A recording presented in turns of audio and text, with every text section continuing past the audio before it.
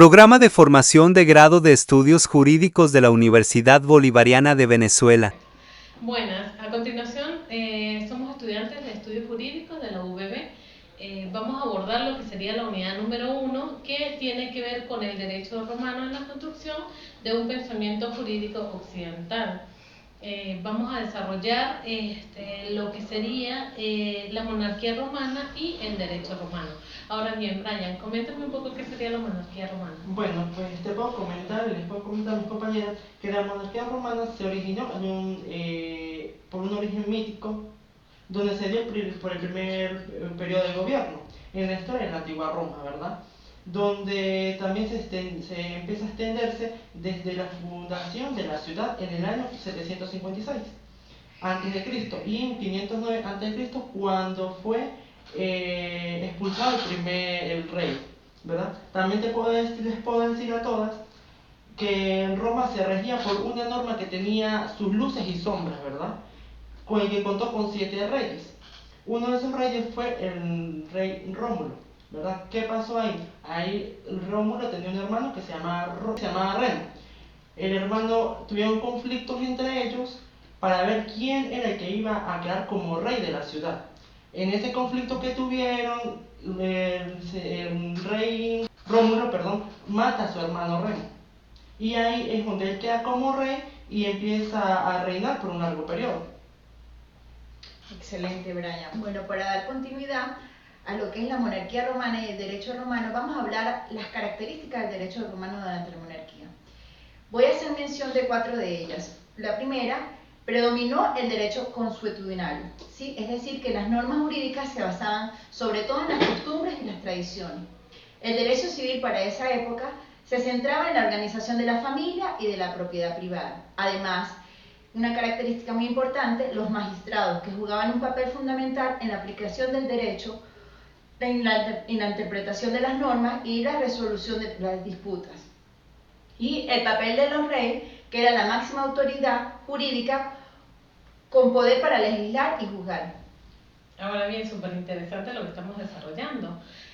Yo les voy a hablar un poco sobre las clases sociales en cuanto a la monarquía romana, ¿verdad? Cabe destacar que fueron causadas por huelgas, ¿no? A través de la historia, el desarrollo de la historia, se ve que eran exclusivamente o se generaron desde esclavos, ¿no?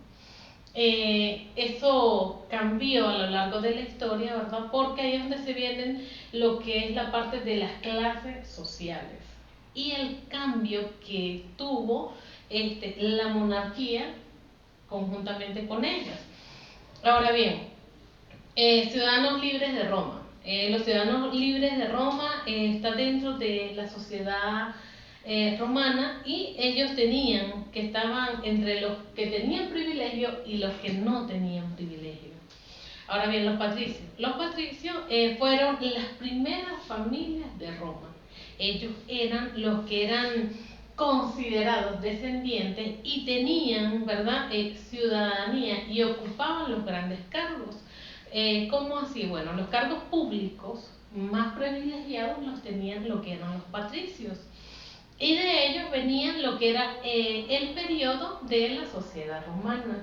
Ahora bien, tenemos debajo de ellos vienen los que no son privilegiados o los que no eran esclavos, ¿verdad? Y estaban siendo libres, pero a su vez eran los clientes. Ellos eran extranjeros o refugiados, ¿verdad?, que estaban sujetos a un patrono y estaban sujetos a los patricios. Entonces ellos venían como siendo el segundo escalón en cuanto a estas clases, ¿no? Ellos tenían esa parte de que quisieron, ¿verdad?, a través de protestas, tener los mismos beneficios que tenían los patricios, ¿no? No obstante, con ello, ellos tenían poseyeron una o abarcaron importante en todo lo que tiene que ver con el desarrollo de lo que es la parte de la ley, ¿verdad? En promulgar la parte de que hey, queremos nosotros gozar de los beneficios que tienen ellos. Ahora bien, tenemos los plebeyos, que se constituyeron como una gran parte de lo que tiene que ver con las clases sociales. Ellos la contraposición de lo que eran los extranjeros y los refugiados dentro de Roma. Eran como decir pobres y clientes. Entonces era una mezcla entre ambos. Ahora bien, ellos tenían enemistades con sus patrones. ¿Quiénes eran sus patrones? Sus patronos eran los patricios. Ellos se encargaron un poco de lo que tiene que ver con la parte de que no podían acceder a la parte política ni a lo religioso. Y como se verá, eso era uno de los dos factores muy fundamental para en su momento de la división de clases. Y también tenemos los ciudadanos no libres. Estos ciudadanos generalmente eran esclavos o de servicio, ¿no? Y ellos servían sin ningún tipo de derecho. Ellos acá sí no tenían derecho y tenían que hacer las tareas que se les delegaban a ellos, ¿no? Ahora bien, cabe destacar que muchos, sus vidas no valían y los trabajos que desempeñaban eran forzosos y eran fuertes, así que su vida no era una prioridad porque no gozaban de ninguno de los derechos, ¿no? Y tenían, como decir, los peores trabajos los tenían ellos y ellos llegaron a ser muy numerosos para el desarrollo de lo que fue de la expansión de Roma, ¿no? Y eran esclavos, ellos sí no tenían realmente ningún derecho. Fíjate que en tu intervención me parece interesante algo, ¿no? Yo no entendía, leyendo, no entendía del por qué el Senado estaba conformado por patricios solamente. Cuando leo y tú me nombras una serie de características de personas que habitaban en Roma y que claro, eran como estatus, llamémoslo así, eran como distintos estatus, pero a mí me saca de duda. ¿Por qué? Porque yo todavía en leer no entendía por qué cuando en el órgano de gobierno lo conforman tres órganos: el rey, el senado y la asamblea popular. El rey, ya sabemos, según lo que nos cuenta la historia, nos lo confirma el compañero Brian en el momento de que nos están diciendo de que el primer rey de Roma pues es Rómulo, después de la disputa que tiene con su hermano Remo, y termina falleciendo porque lo asesina, pero él se queda con llevar, como quien dice, la batuta, ser el primer rey de Roma, que nos está diciendo a nosotros que las primeras tribus que estaban en Roma pues estaban bajo la autoridad de un rey. Quiere decir que el rey fue el primer órgano que hizo vida en Roma. Después de esto nos estamos diciendo nosotros que el rey Rómulo conforma el Senado, y es donde yo voy, que él elige 100 patricios, y después logro entender de que claro, son patricios y como usted lo dice, fueron considerados descendientes, las primeras familias de Roma. Por tal motivo, pues para él era gratificatorio, pienso yo, ser ellos los que conformaran el Senado. ¿Por qué? Porque aquí el Senado particularmente, a pesar de que las funciones del rey, porque él asume una responsabilidad de como ser el jefe del ejército, magistrado judicial y ser el sumo sacerdote, o sea, él cumplía con sus funciones, pero él no lo hacía porque él quería. Él primero pasaba su propuesta a ese Senado, porque el Senado tenía también su función, que era ¿cuál? Elegir a su rey, investirlo de autoridad y hacer todo tipo de leyes. Quiere decir que el Senado era como el corazón que decidía de si el rey verdaderamente tenía la razón o no. Eso era discutido en una asamblea que era realizada dentro del Senado.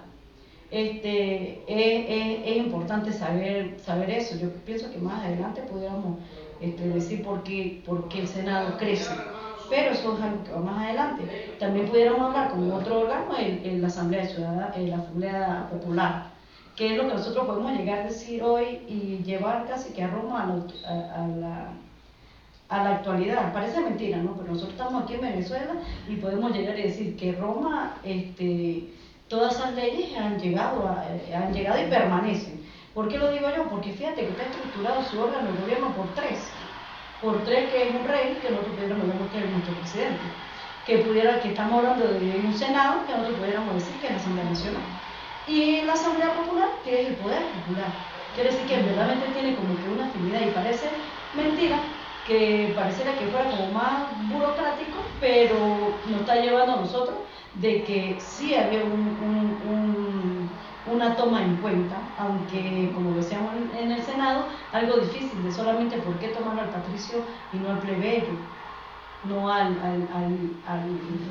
cliente, o para de contar la estructura que vivieron, porque yo creo que es un mínimo. Cuando hablamos de la Asamblea Popular, pues ¿qué pudiéramos decir? Eran asambleas que se realizaban 2 veces por año, eran puros ancianos, pero ellos debatían solamente las normas morales. Claro, ellos creían que su función no era tan importante dentro de la política.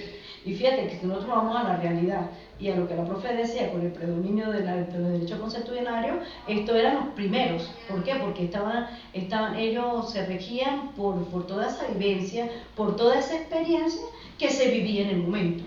De lo natural, de tú me haces, yo te hago, de por qué tú debes hacer esto. O sea, particularmente yo me voy a la realidad y digo que es muy importante estudiar todo la historia de Roma. Es muy importante estudiarlo, de verdad que sí.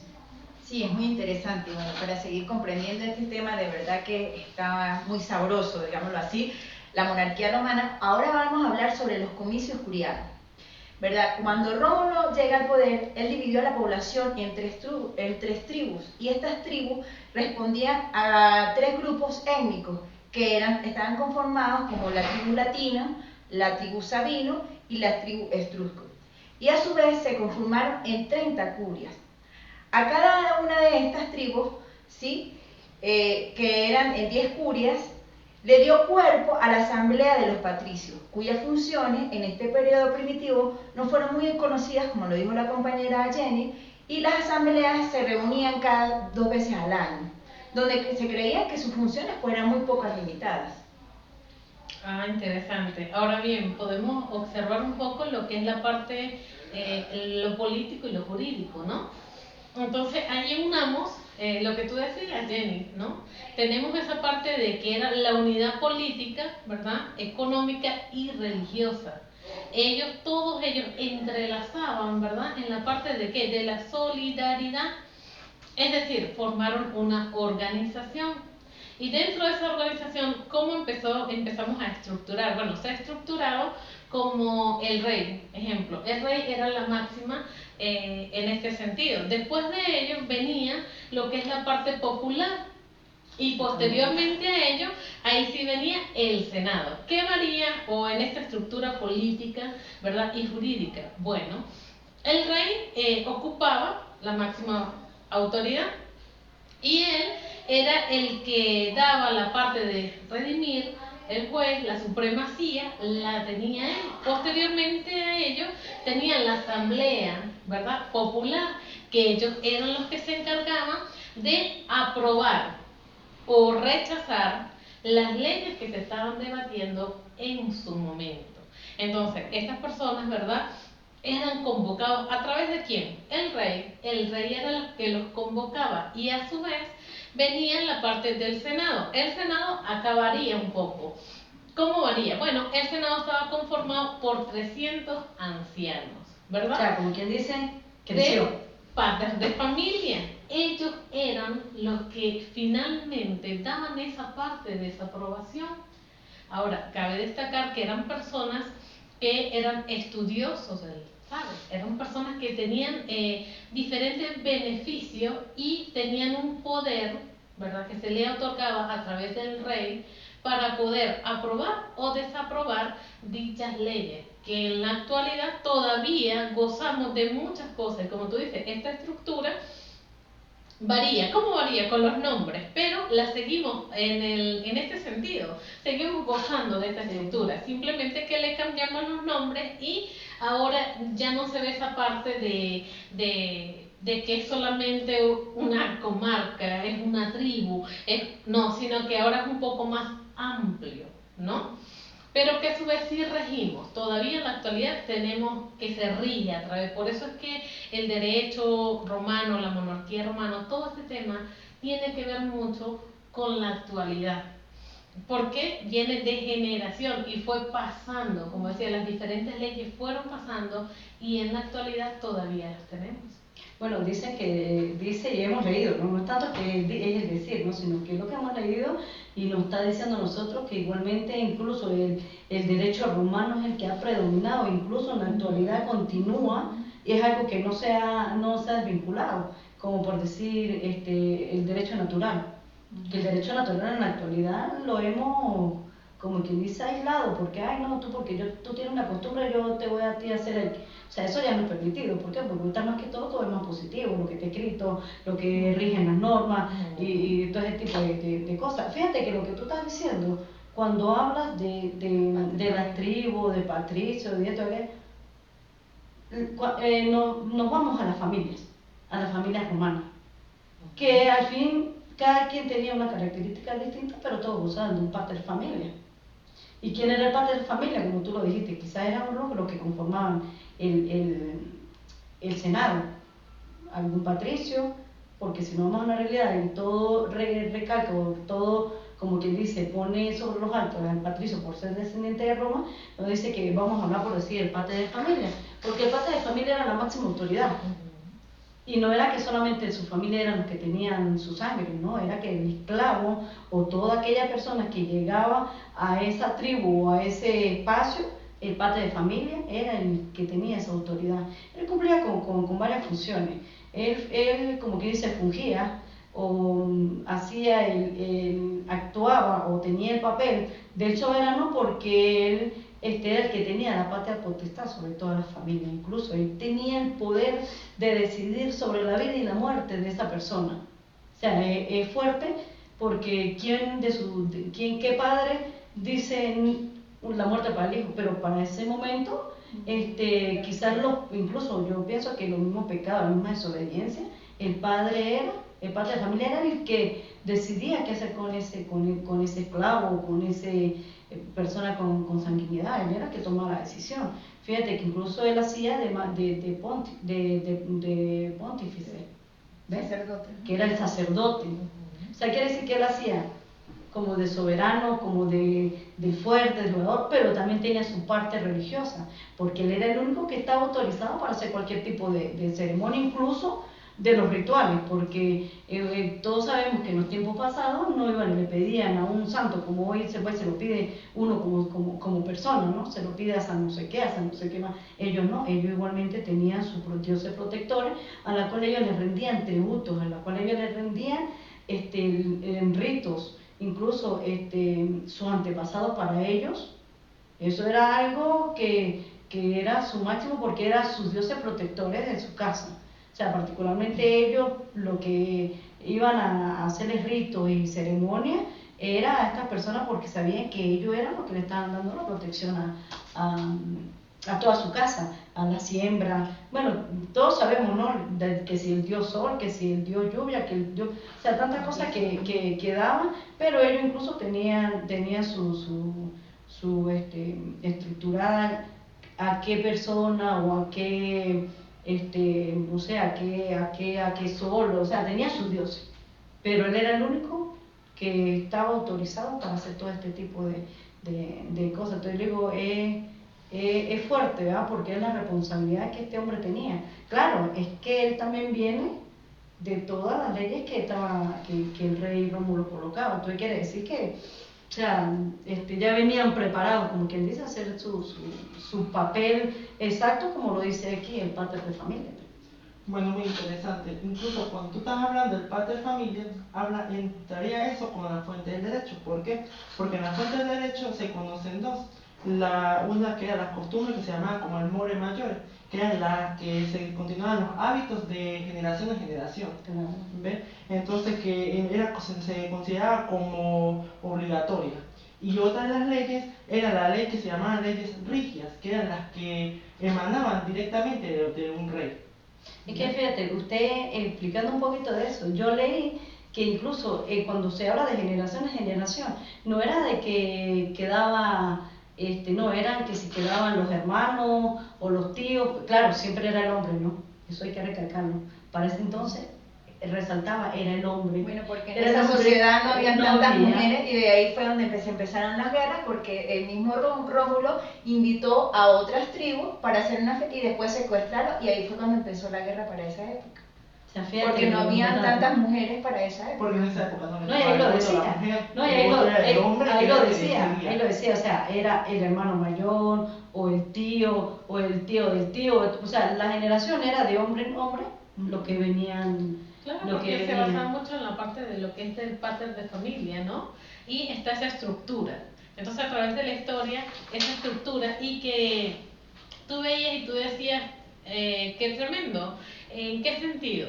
En que la evolución que nos lleva para las leyes, para cada una de las cosas que hemos debatido acá, en ese sentido es que nos va evolucionando. Por eso es que la historia siempre evoluciona, siempre hay algo que contar, siempre hay algo que va más allá, ¿no? Y todo eso nos ayuda a ver ese papel de mira los comienzos en Roma a la actualidad ahorita. Cómo se ha evolucionado, cómo se ha cambiado, ¿no? Y el derecho romano tuvo mucho énfasis y tuvo mucha importancia Como para la base, ¿verdad? Como la es base la de mucho de lo base. que tenemos hoy. Es la matriz de todo. Entonces, ahora bien, fue un placer haber hablado para ustedes, mi compañero Brian Calderón, Jenny Marque, Angélica y Lilia Guerrero. Es un placer y un honor haber debatido un poco lo que tiene que ver con la monarquía y el derecho romano. Hasta una nueva oportunidad. Feliz tarde. Hasta luego.